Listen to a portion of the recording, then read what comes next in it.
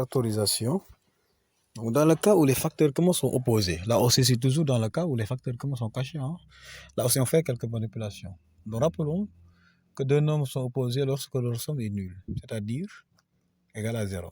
Par exemple, moins 2 et 2 sont opposés parce que si on fait la somme moins 2 plus 2, on va avoir 0. Donc ici on peut centrer même ce qui fait la différence avec ces nombres opposés-là, c'est directement le signe, on peut dire ça ainsi. Maintenant, prenons ici un exemple concret. Essayons de factoriser cette expression-là. À première vue, on a l'impression que x moins y est un facteur commun. Ce qui n'est pas le cas pour l'instant. Parce que dans l'autre membre, on a 1 moins x.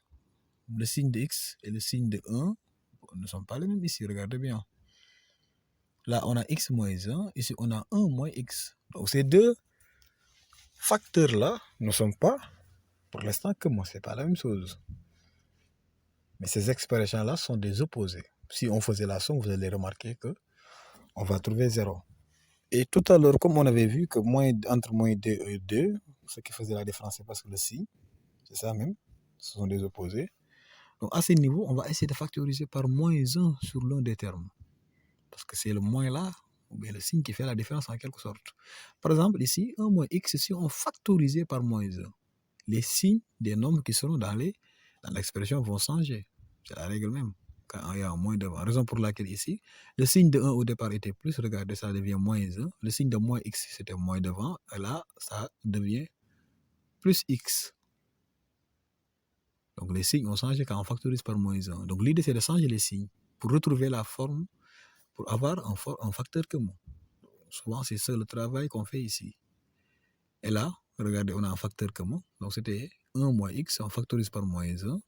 Et les signes vont changer. On va retrouver x moins 1 pour avoir un facteur commun.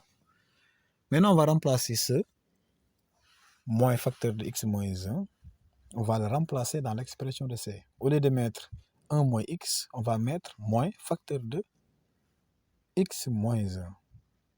Parce que 1 moins x, c'est égal à moins facteur de x moins 1. Éliminez la parenthèse, vous allez voir que les signes de chaque terme aussi sera la même. Maintenant, remplaçons-le au niveau de c de x. Donc là, il faut être un peu prudent. Regardez ici. Donc la c de x, on a remplacé 1 moins x seulement par moins x moins 1. Il y avait un moins au départ au niveau de la première ligne.